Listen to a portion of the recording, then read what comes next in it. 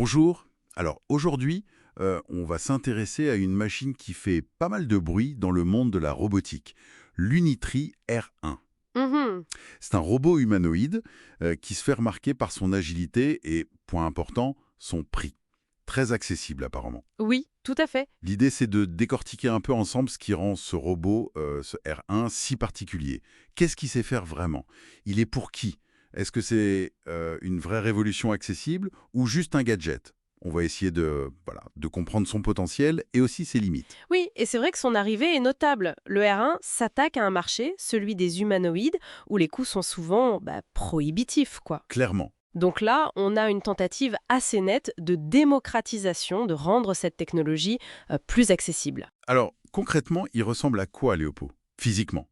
C'est une machine assez légère, non? 25 kilos pour 1,21 m à peu près? C'est ça, relativement compact. Et il a 26 articulations, ça doit jouer sur sa souplesse, j'imagine, pour les jambes, la taille, les bras? Exactement, ça lui donne une grande amplitude de mouvement. Et la conception, elle vise clairement les chercheurs, le monde de l'éducation, Oui, mais aussi les passionnés de technologie un peu curieux. d'accord. Et niveau interaction, j'ai lu quelque part qu'il intégrait un grand modèle linguistique multimodal. Ça veut dire quoi, ça, concrètement? Alors multimodal, ça signifie qu'il ne se contente pas d'écouter et de répondre à la voix. Mhm. Grâce à sa caméra binoculaire, il peut aussi voir, il interprète ce qu'il voit, et donc il dialogue en temps réel en intégrant l'info visuelle.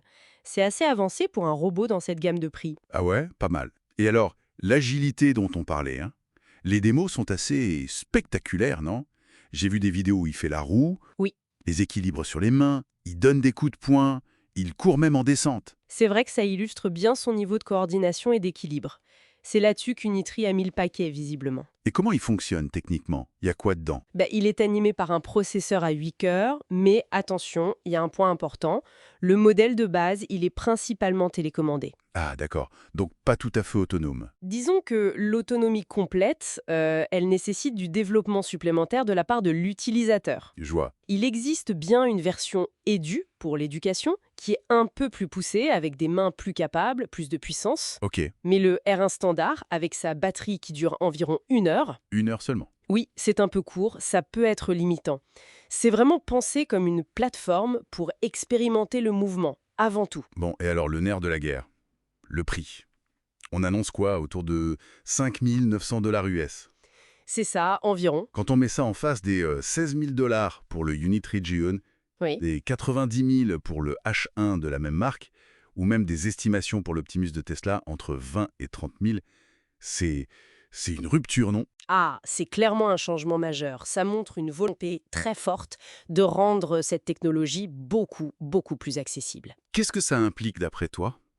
Unitree prend un pari. Ce prix le place dans une position assez unique sur le marché.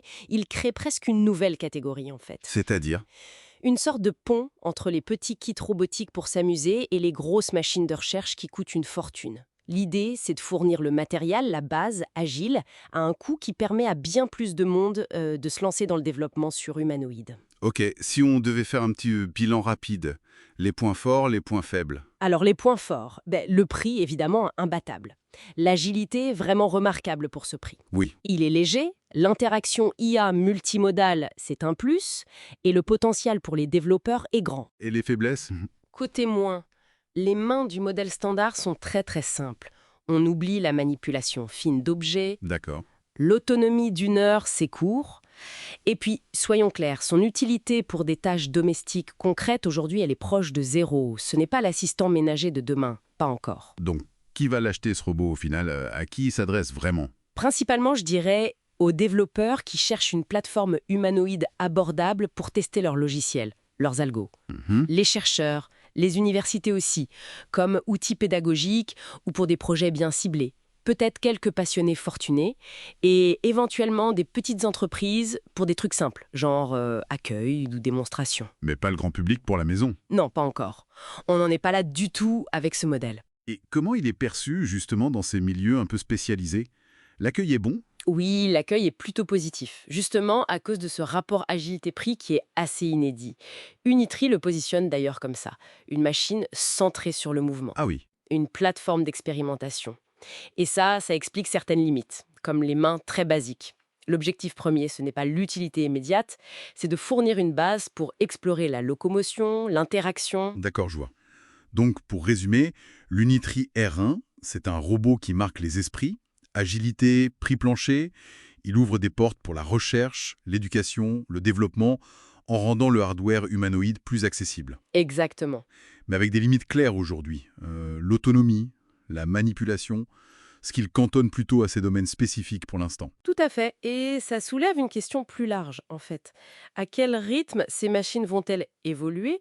L'arrivée de robots comme le R1, même avec leurs limites actuelles, ça accélère forcément la courbe d'apprentissage collectif. Mhm. La vraie question, c'est de savoir comment et quand on passera de ces outils de développement à de vraies aides intégrées dans notre quotidien, avec toutes les adaptations techniques, mais aussi sociales et éthiques que ça suppose. C'est une excellente question pour finir, et pour ceux qui veulent suivre de près ces évolutions et toute l'actualité de l'intelligence artificielle ou découvrir des milliers d'outils IA, n'hésitez pas à visiter aiexploria.com. Une bonne référence, en effet.